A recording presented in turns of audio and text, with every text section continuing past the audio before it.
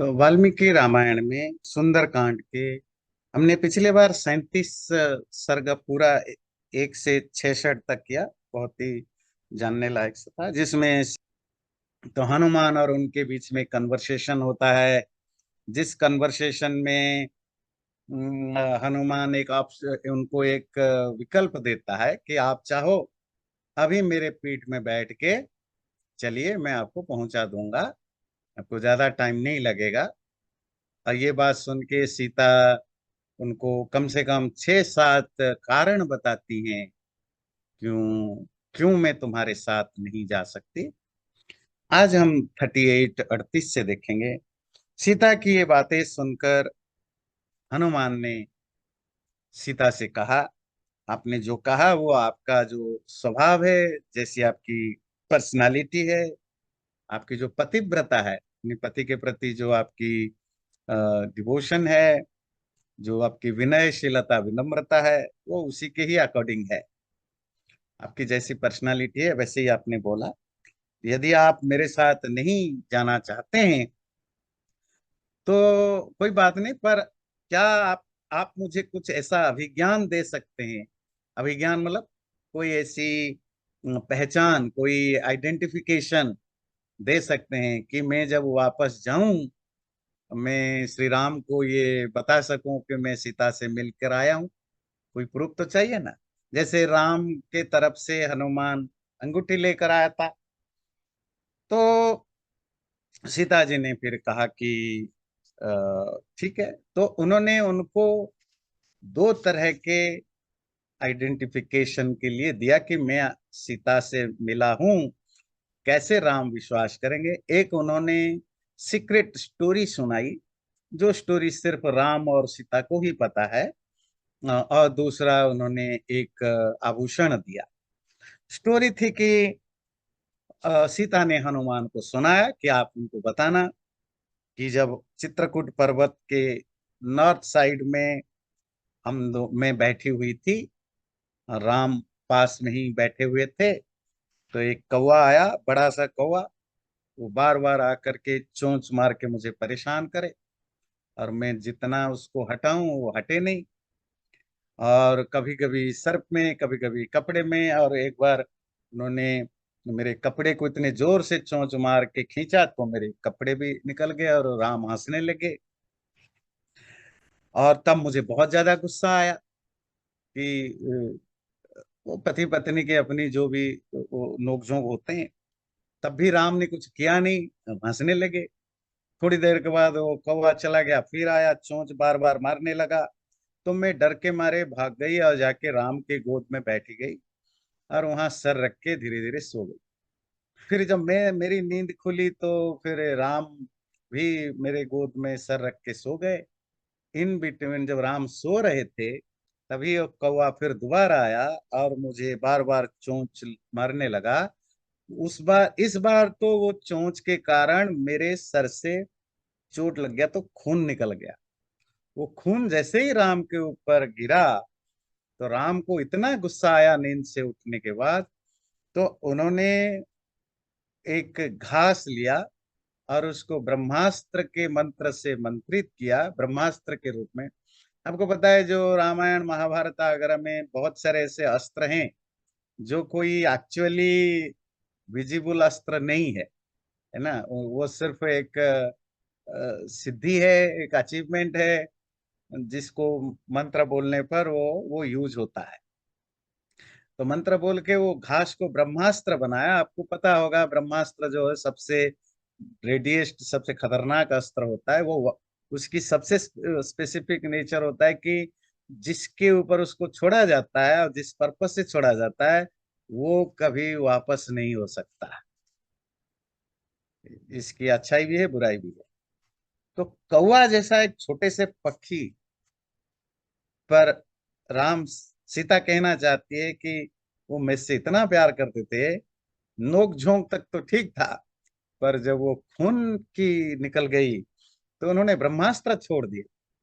तो कौवा जब बहुत परेशान हुआ, ब्रह्मास्त्र को देखकर कहाँ कहाँ कहाँ कहाँ कहाँ करने लगा, तो राम को फिर दया आने लगी।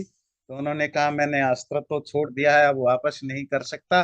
सीता ने भी कहा कि आप इसे इतने कौवा को क्यों, छोटे से कौवा को ऐसे कर रहे हो। तो उन्होंने कहा वापस तो नहीं कर सकता, कुछ ना कुछ नुकसान तो उसको बिना पहुंचाए ब्रह्मास्त्र वापस नहीं हो सकता। चलो ऐसा करता हूँ, कम से कम उसकी एक आंख को वो चोट लग जाए। तो उसकी एक आंख फूट गई, कौवा की जान बच गई, आंख फूट गई। ये जो इंसिडेंट है, ये सिवाय मेरे और राम के किसी को नहीं पता। ये स्टोरी आप उनको बताना, तो राम जान जाएंगे कि मैं सीता से मिलकर आया हूं। फिर बोला कि हे वानर, मेरे पति से ये भी कहना, ये स्टोरी सुना के, कि आप वही हो जो छोटे से कौआ के चोंच मारने पर अपनी पत्नी पर इतना गुस्सा आया, कि आप अपनी पत्नी से, सीता से इतना प्यार करते थे कि कौवा के चोंच मारने से खून निकल जाने पर आप उस पर ब्रह्मास्त्र छोड़ सकते थे। आज आपको क्या हो गया? इतना बड़ा राक्षस मुझे हड़प करके अपने यहाँ रखा है, आपको कोई चिंता नहीं है, और आप उसको क्षमा भी, आप कैसे उसको क्षमा कर सकते हो? अ, तो आप, मुझे, मैं तो अनाथ हो गई हूँ, और क्यों नहीं आप आते हो रावण को मारते हो? तो उलाहना भी था, और एक एक जो प्राइवेट सीक्रेट स्टोरी उन्होंने उनके साथ शेयर किया।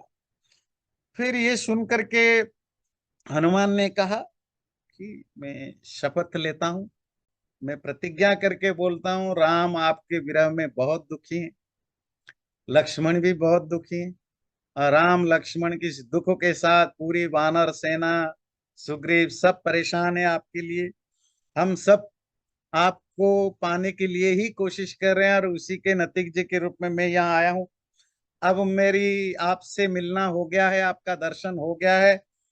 आप मान लीजिए कि आपकी जो अभी तक जो दुख सहा, उसका अंत का समय आ गया है। अब आपको कोई दुख नहीं होगा। मेरे जाते ही जितनी जल्दी हो सके राम अपनी पूरी, राम लक्ष्मण और मेरे महाराज सुग्रीव आदियों के साथ, वानर सेना के साथ जल्दी पहुंचेंगे, और आपको यहाँ से छुड़ा करके ले जाएंगे। धीरे धीरे सीता को अब हनुमान के ऊपर ट्रस्ट बहुत होने लगा, इतना ज्यादा ट्रस्ट होने लगा।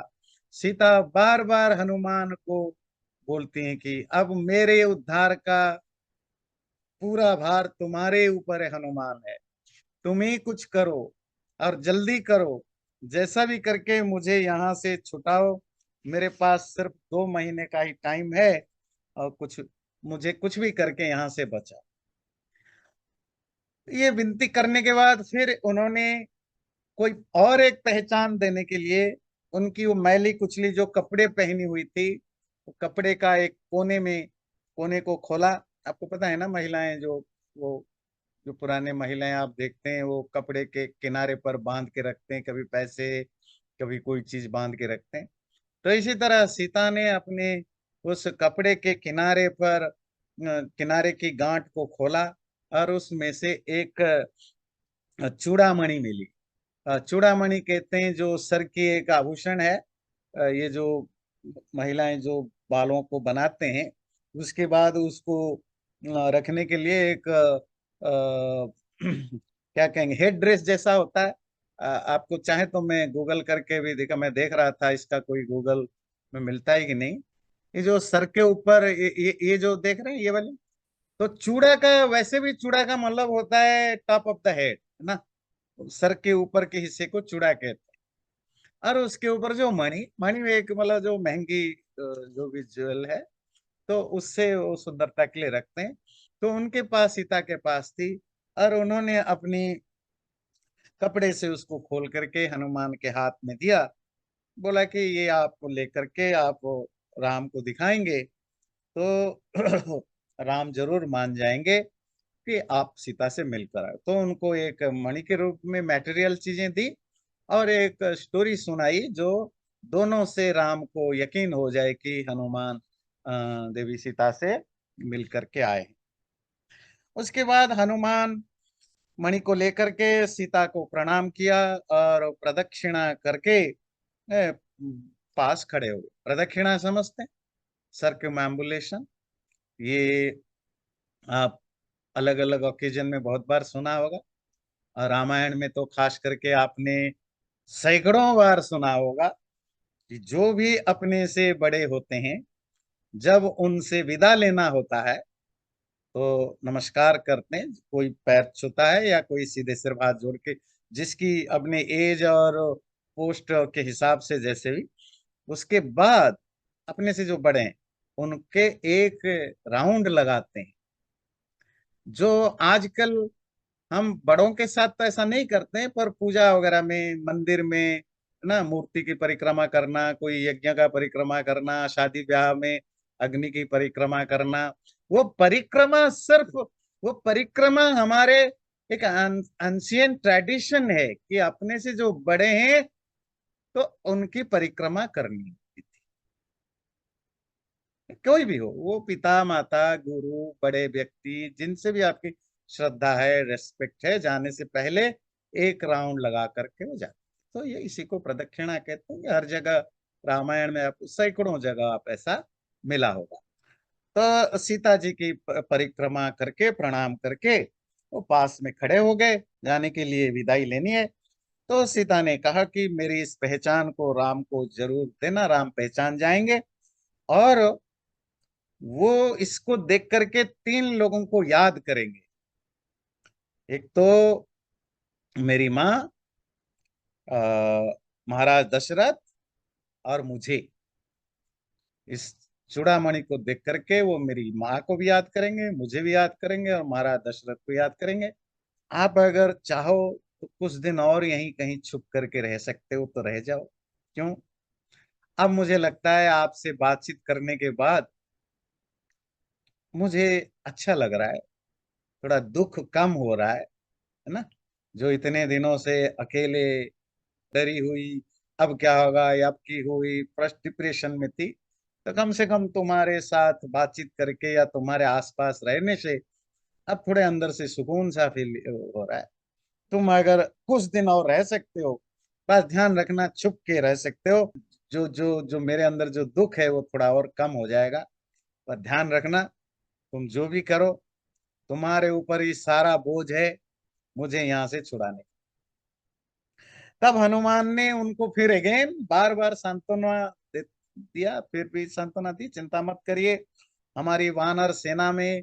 फिर हनुमान ने उनको वो बताया कि उनको ट्रस्ट दिलाने के लिए कि हमारे वानर सेनाओं में जो बड़े बड़े वीर हैं वो कितने बड़े बड़े वीर हैं। जैसे अंगद है, सुग्रीव है, तो उनकी जो वीरता की कहानियां सुनाई। कहानियां मतलब वीरता की, या कहानियां सुनाई कि वो कितने उनमें पावर है, क्या क्या वो कर चुके हैं, है ना। एक तरह के जो रेज्यूमे होता है तो उनको सुनाया, जिससे सीता को यकीन हो कि इन राक्षसों को वो मार सकते हैं। ऐसा कुछ सोचना नहीं कि पता नहीं ये आकर क्या करेंगे नहीं करेंगे। आप निश्चिंत रहे, राम उनके साथ, वो वानर सेनाओं के साथ आएंगे, रावण और लंका का विनाश करके आपसे जरूर वो मिलेंगे। हनुमान उनको आश्वस्त करते रहे, सीता रोती रही बचाने की। एक होती है ना, जब कोई मायके से आए, आप आप में से कितने लोग कनेक्ट कर सकते हैं मुझे पता नहीं, पर अगर आप पुराने चाल, अगर नहीं भी अपने लाइफ में घटा हो तो आप कोई पुरानी मूवी देख सकते, मूवी से देख करके समझ सकते हैं। कोई आज से 50 60 साल 70 साल पहले कोई लड़की जब शादी ब्याह करके ससुराल आती थी, 1 2 साल तक उसको मायके जाना नहीं देने देते थे।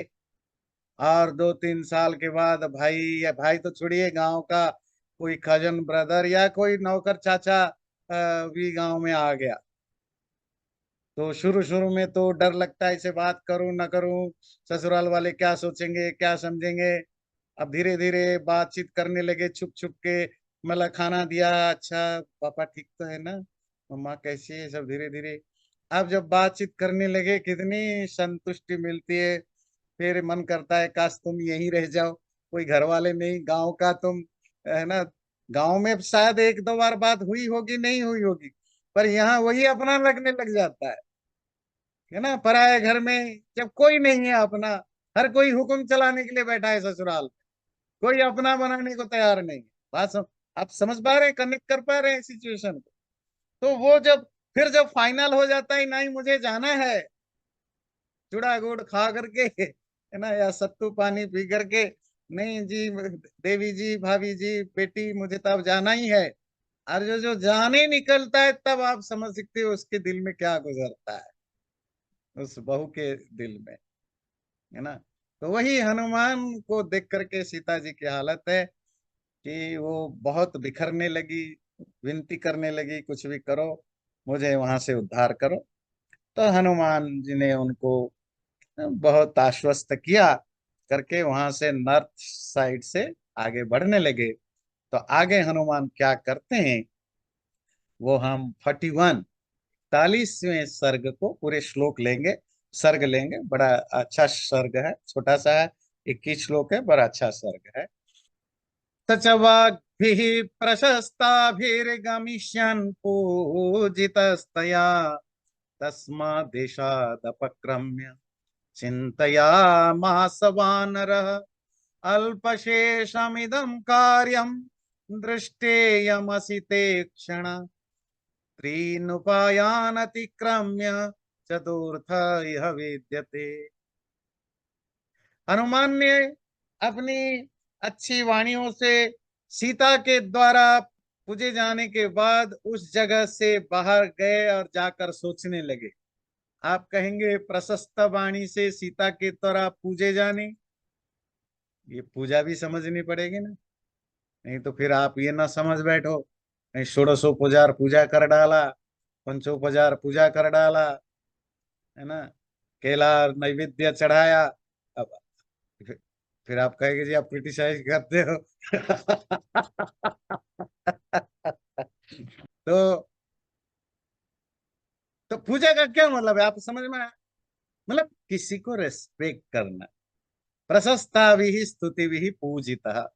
सीता के द्वारा अच्छी अच्छी बातों के द्वारा पूजित हुआ हनुमान, खुश हुआ। तो अब समझ में आया पूजा का क्या अर्थ होता है। किसी को भी खुश करने के लिए, किसी को रेस्पेक्ट देने के लिए जो कुछ किया जाता है वो पूजा है।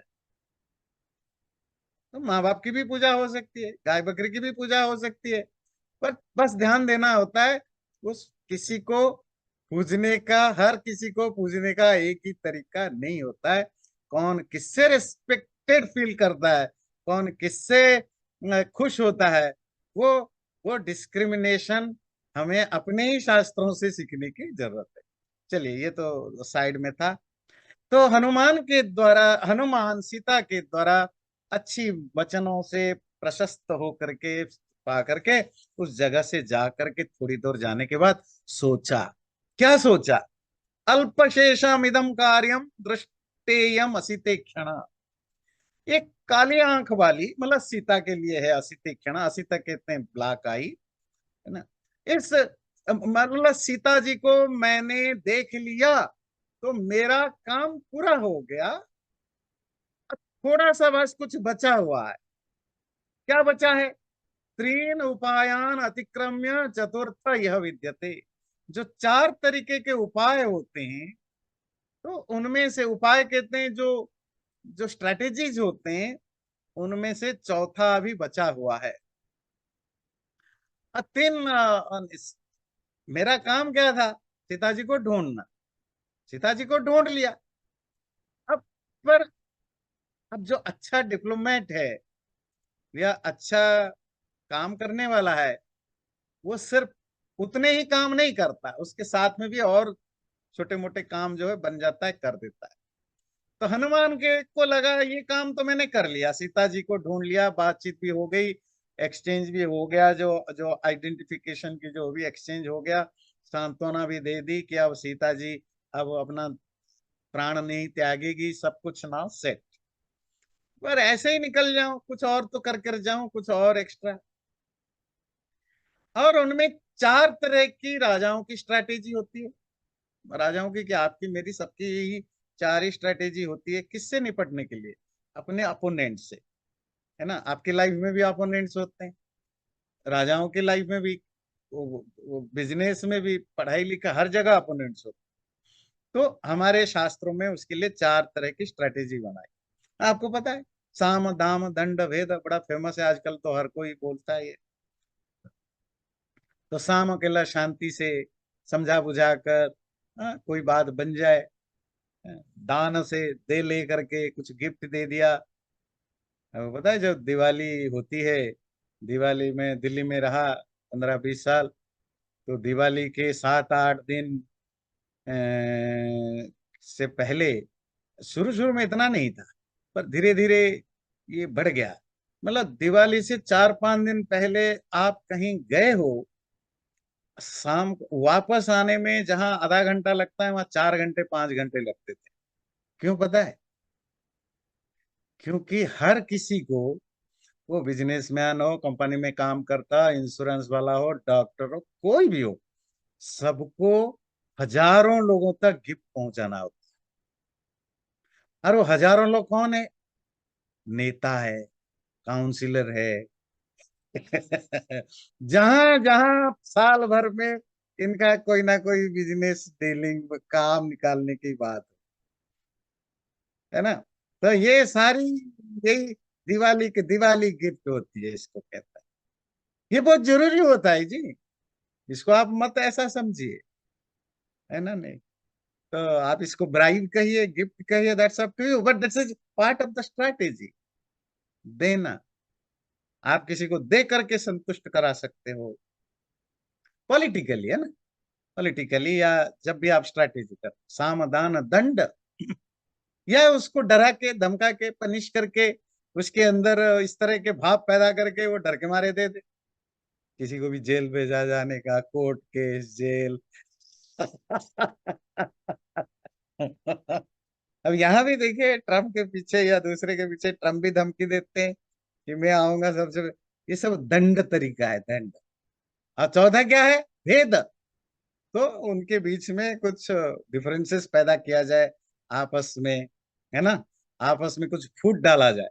जैसे ब्रिटिश लोग सबसे ज्यादा यूज करते थे ये भेद वाला, कि जहां भी जाओ फूट डालो, उन्हीं के उसी कम्युनिटी में फूट डालो, फिर एक दूसरे से लड़वाओ, फिर एक का साथ दो, है ना, राज करो पूरे। देखे ना आप, एक राजा को लड़ाई करने के लिए ब्रिटिश की सेना नहीं होती थी, वो दूसरे हिंदू सेना ही होती थी जो लड़ते थे, क्योंकि वो फुट डालते थे। फिर जब वो हार जाता था, वो राजा को 2-4 साल तक रहने देते थे, उसके बाद फिर उसको कब्जा कर दूसरे राजा से हरवा देते। तो वो, है ना, फुट डालो राज करो।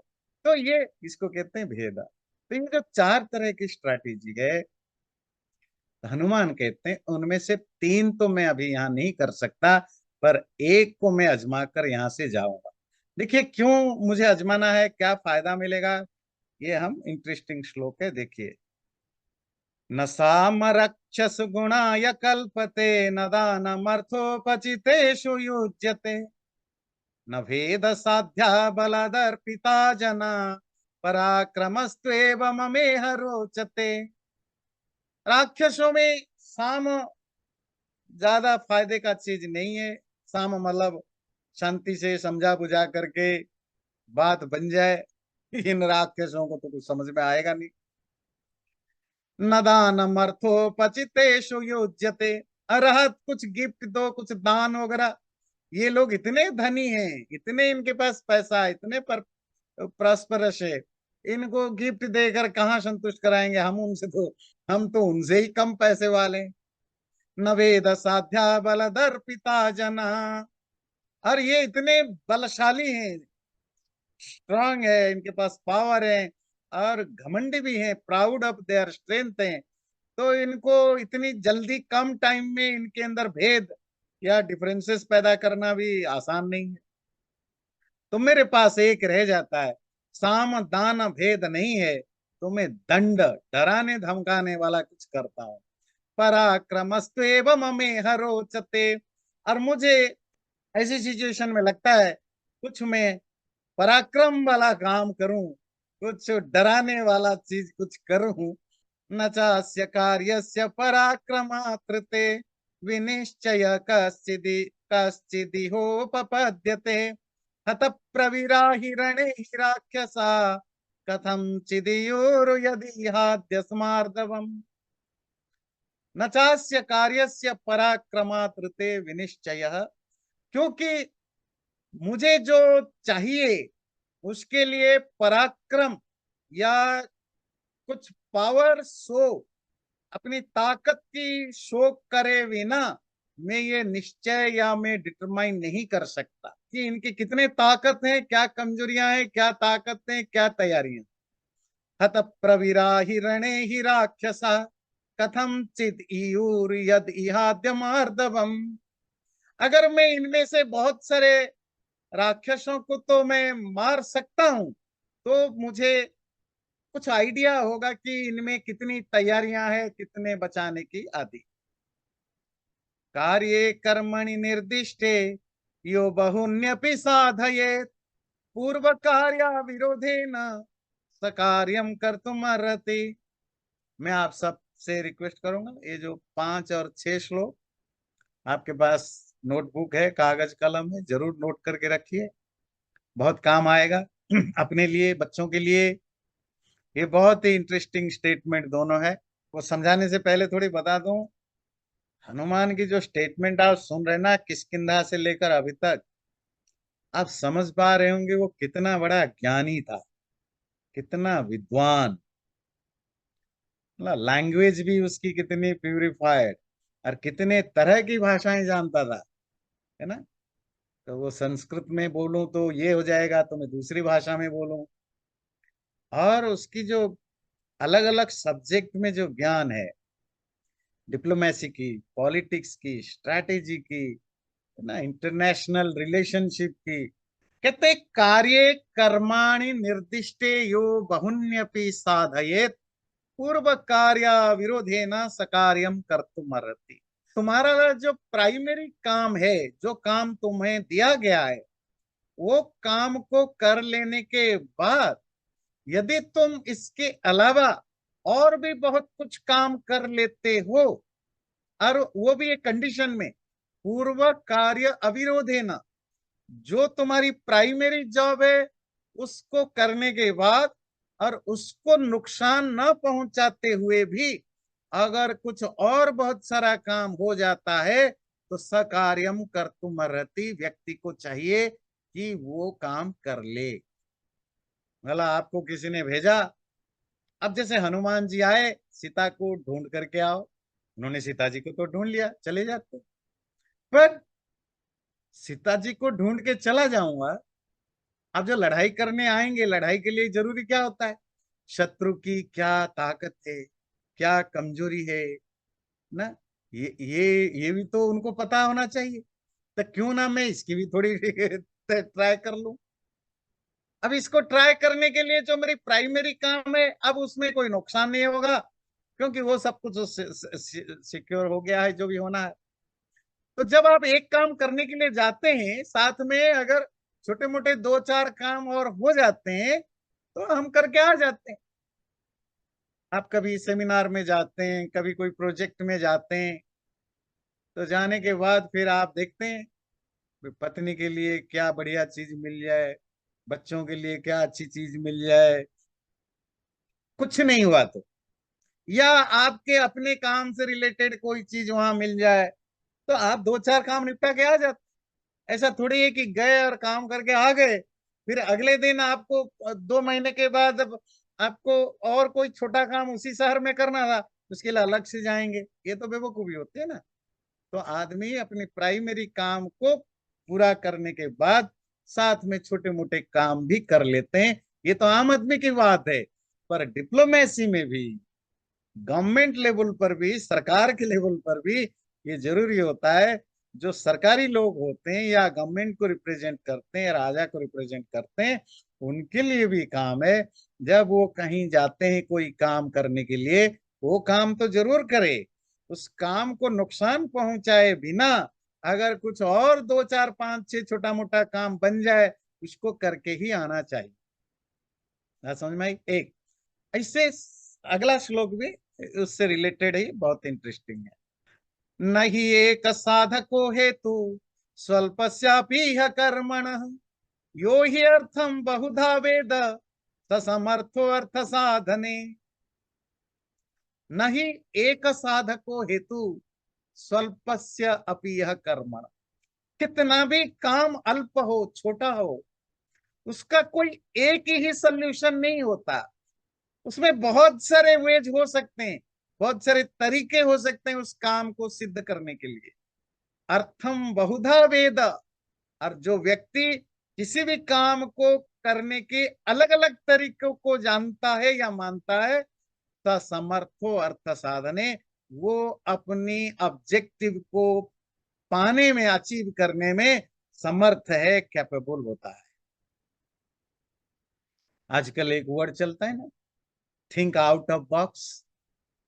हम थिंक आउट ऑफ बॉक्स क्यों नहीं कर पाते? ये हनुमान की यही स्टेटमेंट है, थिंक आउट ऑफ बॉक्स।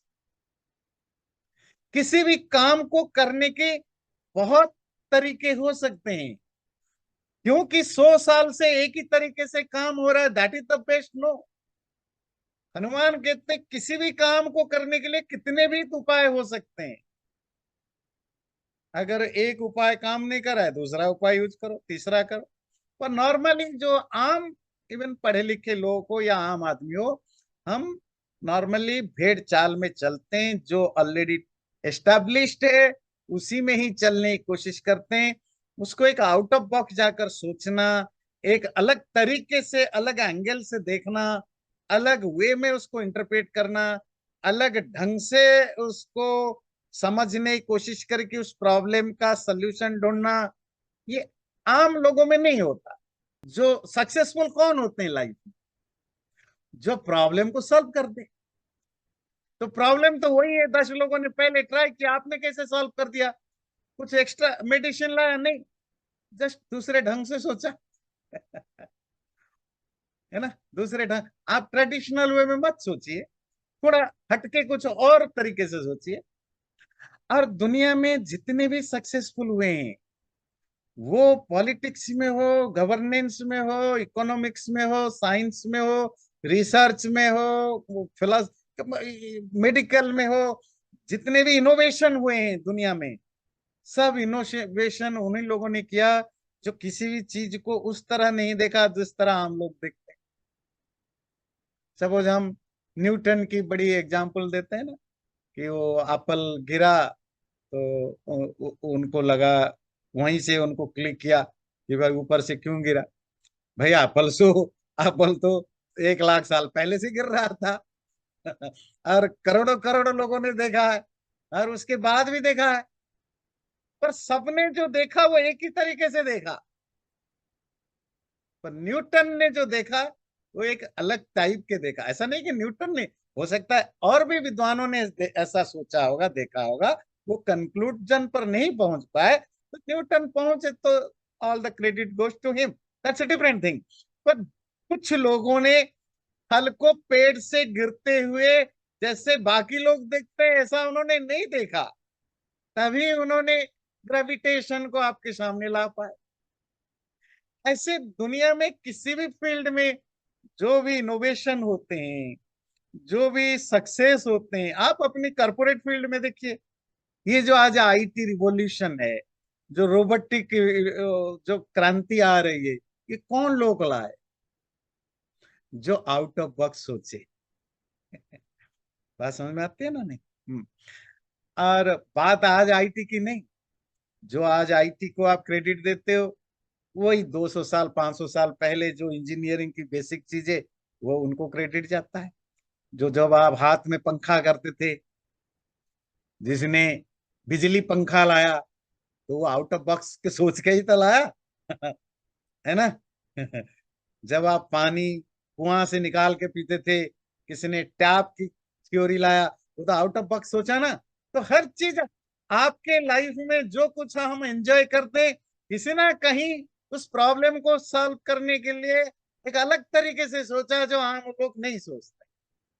और तभी दुनिया में चेंजेस आते हैं, अच्छी चीजें आती हैं, बेटरमेंट के लिए होता है। तो यही हनुमान कहते हैं, किसी भी काम को करने के लिए एक ही तरीका नहीं होता है, बहुत सारे तरीके हो सकते हैं।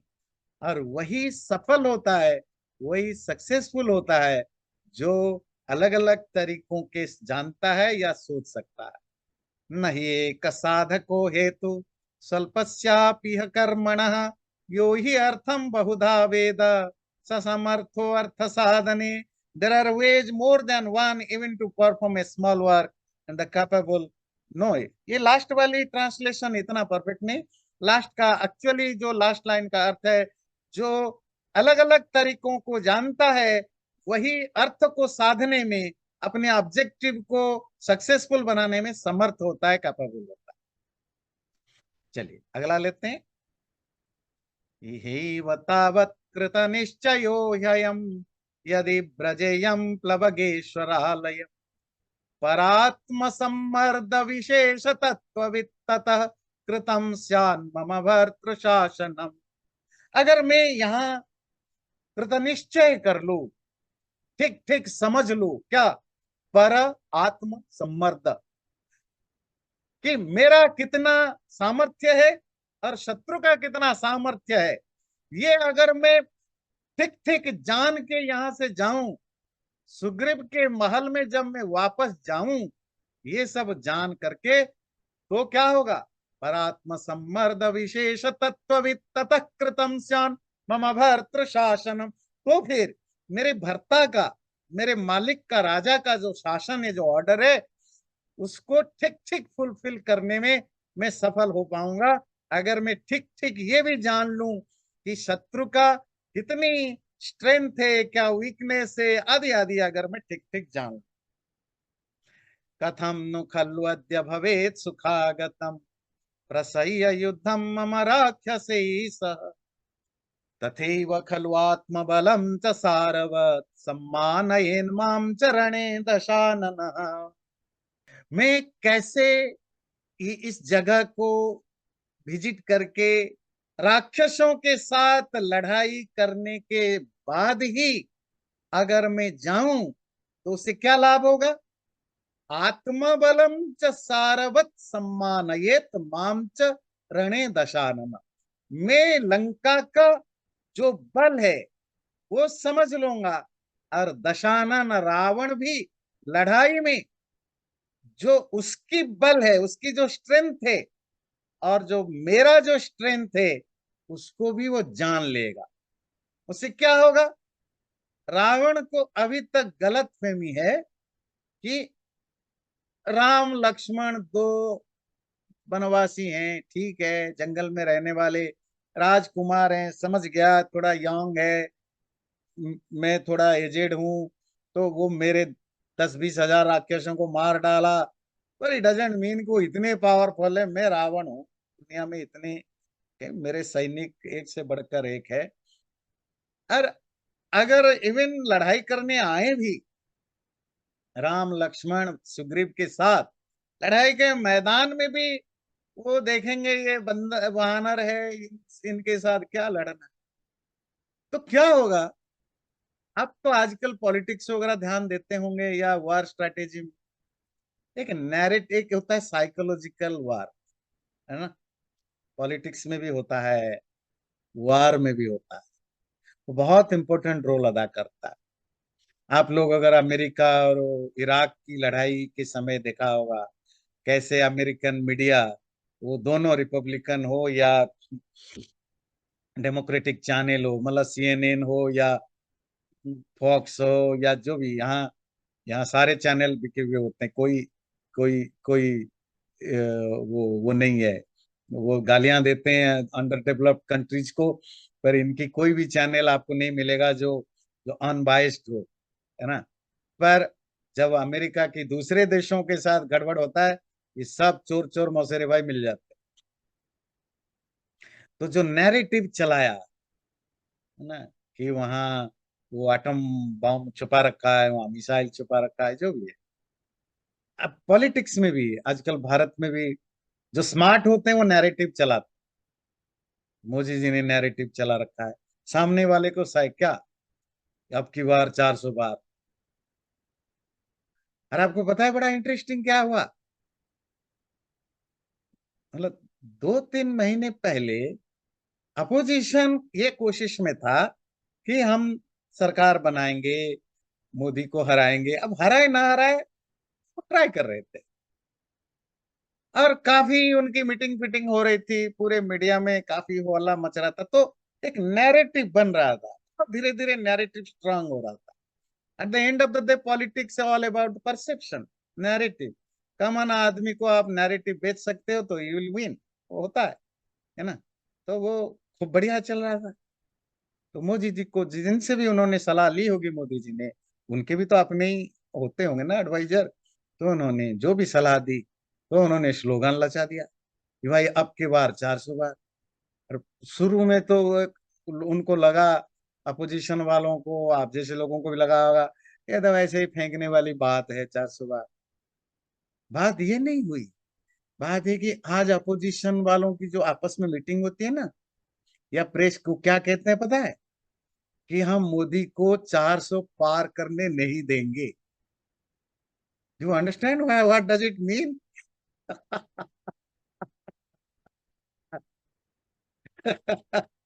कहाँ 3 महीने था, पहले था कि हम सरकार बनाएंगे, और 272 में सरकार बनता है। तो उनकी प्लान थी कि हम 272 प्लस आएंगे, नहीं लाएंगे तो कम से कम इतना ले आएंगे कि कोएलिशन गवर्नमेंट बन जाए।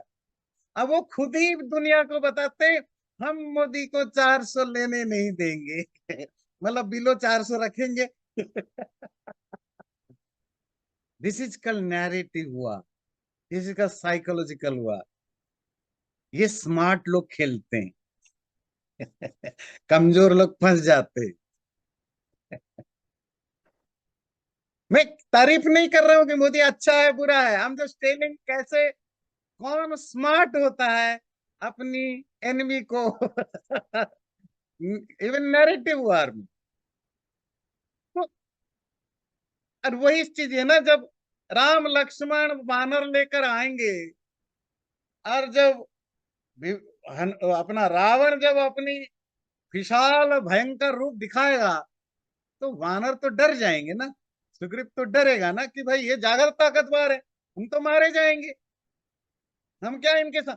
जैसे ही सोल्जर सोचने लगता है कि मैं हारूंगा, तो आधी लड़ाई तो वहीं छोड़ दिया। बात समझ में आती है?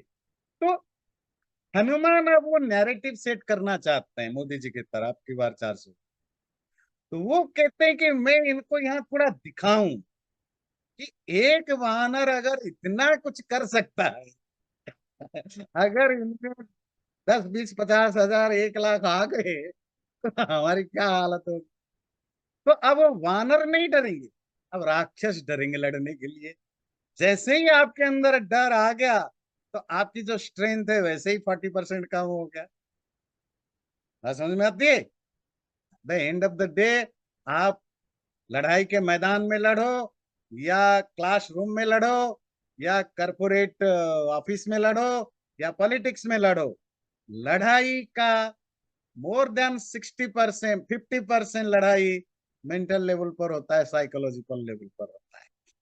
अब ये हनुमान जी को पता था क्या है, कि मैं सुखपूर्वक तो जा सकता हूं, पर अगर मैं युद्ध में कुछ राक्षसों के साथ लड़ाई करके मारूं, तो क्या होगा, मुझे भी पता चलेगा कि इनकी क्या तैयारी है, और रावण को भी पता चलेगा कि मेरी ताकत क्या है, और उसकी ताकत क्या है। ततः समासाद्य रणे दशाननम समंत्रिवर्गम सबल प्रया हृदि स्थितं तस्य मतं बलं च वै सुखेन मत्वाहम इतः पुनर्व्रजे। मैं खुशी खुशी से वापस चला जाऊंगा। कब? जब मैं रावण के मन में क्या चल रहा है, रावण की सेना लड़ाई में कैसी है, उनकी स्ट्रेंथ क्या है, उनकी साथ देने वाले कौन है, उनकी जो मिनिस्टर्स हैं, मंत्री, समंत्री वर्गम, उनके मन में क्या क्या विचार चल रहा है। हृदय स्थितम तस्य मतम, उनके हृदय में, दिल में, मन में क्या क्या विचार चल रहा है, ये पता करके जाना है मुझे। इदमस्य नृशंसस्य नंदनोपमोत्तमं वनम नेत्र मनः कांतम नाना द्रुमलतायुतम इदम विध्वंसयिष्यामि शुष्कं वनमिवानलः अस्मिन् भग्ने तपः कोपम करिष्यति दशाननः। पर मैं क्या करूं, कहां से शुरू करूं, क्या करना है? मतलब ऐसा कुछ करना है कि वो मुझे मारने आए, लड़ने आए, फिर मैं उनके साथ लड़ूं। तो लड़ाई करने के लिए तो कोई कोई चाहिए ना, कि कोई मेरी गाय चुरा ले, मैं किसी का भैंस चुरा लूं, तभी तो लड़ाई होगी ना। लड़ाई कैसे होगी? तो उन्होंने सोचा कैसी लड़ाई करें, कहां से मैं मतलब ऐसा कुछ करूं कि लड़ाई की शुरुआत हो। कि ये रावण का बड़ा मनपसंद बगीचा है, नेत्र मन कांतम, आंखों को भी सुकून देने वाला, मन को भी सुकून देने वाला, इस दुष्ट रावण के नंदन कानन की तरह खूबसूरत वन है। मैं यहीं से शुरू करूंगा। इदम विध्वंसयिष्यामि, इस वन को मैं तोड़ मोड़ डालूंगा, डिस्ट्रॉय कर डालूंगा। जैसे आग सूखे जंगल को जला डालता है, और जब मैं इसको तोड़ फोड़ डालूंगा क्या होगा? कोपम करिष्यति दशानन, तब रावण गुस्सा करे, और वही गुस्से से लड़ाई शुरू हुई।